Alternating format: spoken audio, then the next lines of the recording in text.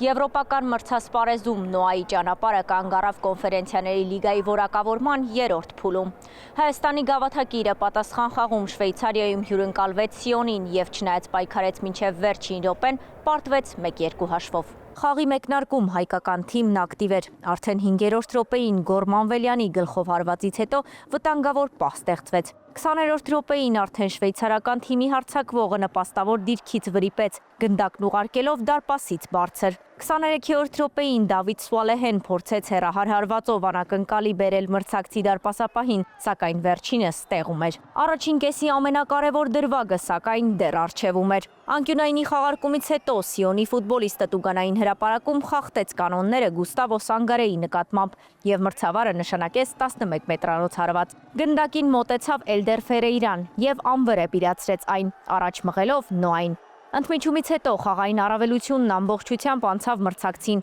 Շվեյցարական թիմն իրար հետևից մի քանի անգամ ակնհայտ գոլային պահեր ստեղծեց, սակայն Դանիել Ֆիգեյրան անընդհատ փրկում էր։ Այնուամենայնիվ 54-րդ րոպեին Ուինսլի Բոտելին գտավ դարպասի բանալին և վերականգնեց հաշվի հավասարակշռությունը։ Տանտերերը շարունակեցին գրոհել և դիմակայությունում առաջին անգամ առավելություն ստացան։ Աչքի ընկավ Բալտազար Կոստան։ Մնացած ժամանակում Նոան փորձեց փրկել հանդիպումը և դիմակայությունը տեղափոխել լրացուցիչ ժամանակ, բայց չստացվեց։ Սիոնը կարողացավ պահպանել նվազագույն առավելությունն ու հաղթել 2-1 հաշվով։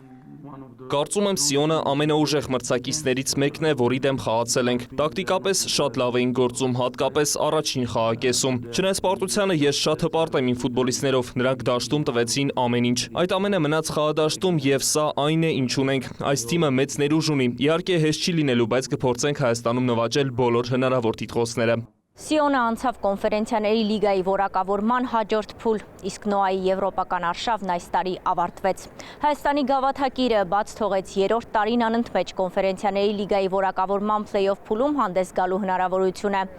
Այս անգամ եվրոպական ճանապարհը ավարտվեց Շվեյցարիայում։